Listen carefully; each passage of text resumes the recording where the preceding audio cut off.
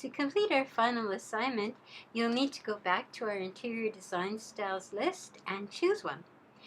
Once you find all of the lovely pieces of furniture that you want to detail and refine in your bedroom, your master bedroom, you proceed to put together a photo montage. Label everything and don't forget to tell us what your design style is as a title. And here you can see a lovely example, beautifully composed. She's found everything she needs for her room. And here is the resulting drawing. The window that she chose is there, the seating at the end of the bed, the bedside table, and gorgeous, gorgeous textures drawn in as well. Something to take particular notice of is the title at the base of the photo montage. It's going to be the same on the students' drawings as well. You just trace that and have it at the bottom of your design and use it as your title block. Just in outline though, it will become too thick and too heavy and compete with our design if you fill it in. Just outline it as you'll be seeing. Another photo montage, a great collection of items. Please note that we are not collecting a figure this term. It involves copy machines. We don't have them available to us, so just leave out the figure this time. Okay, there's a Mediterranean design. I want you to take notice of the lovely textures that people are incorporating as well. This is a minimalist design. His light fixture is quite stunning, and he has his hatching in. I want everyone to notice the hatching everyone has, and some texture, some lovely texture on his carpet and so on. A Scandinavian interior is really lovely. Minimal, very simple, but when you see it in the line drawing, has everything in there and it creates quite an exciting drawing. All the little textures, all the little lines that she's added, fine lines, thicker lines on the outside. And this is an industrial one, so we're expecting something minimal again, but it's really quite interesting. She's got a lot going on in there. Again, see how the texture plays such an important role. And the tufting on her bench, seating, and the tray on the bed, and industrial again, and very cleanly put together. And this makes a very clean image as well, but she has lovely textures in her lamp. The hatching is kept light and very carefully lined in.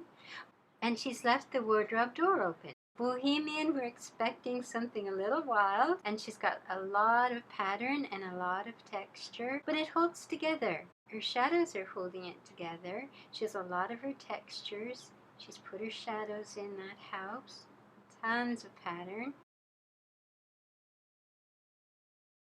Here we have an industrial design style. Beautifully assembled. And here is our resulting image, a crazy light fixture, but it's quite exciting. Lots going on in here. And she has that piece in the foreground, you see?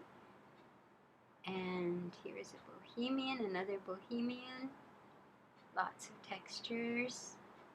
That wild window and narrow windows. She's put lots of pattern, lots of texture. Quite an exciting drawing. Added the instrument. This one, she's gone in and put a little vanity at the back. You can see where the figure, she has a little vanity built in at the back. And she has beautiful, she's really kept her hatching to the right level. Not too much, not too little. She has texture in the little stool. Another industrial design. This is quite nicely designed page. Very effective. And she chose, of all the students, to use that diagram that I showed with the shading and to render it in gray. But there's her hatching as well. Now, you might think that that cat bed has been drawn in 1 point perspective. Remember, you're required to put one thing in at 1 point perspective. But it isn't. It doesn't fit our qualifications. Both sides of the box are at distinct angles, and we're facing into the corner of the box. That's what's closest to us. Remember that in 1 point perspective, one aspect of the box should not be drawn in perspective at all.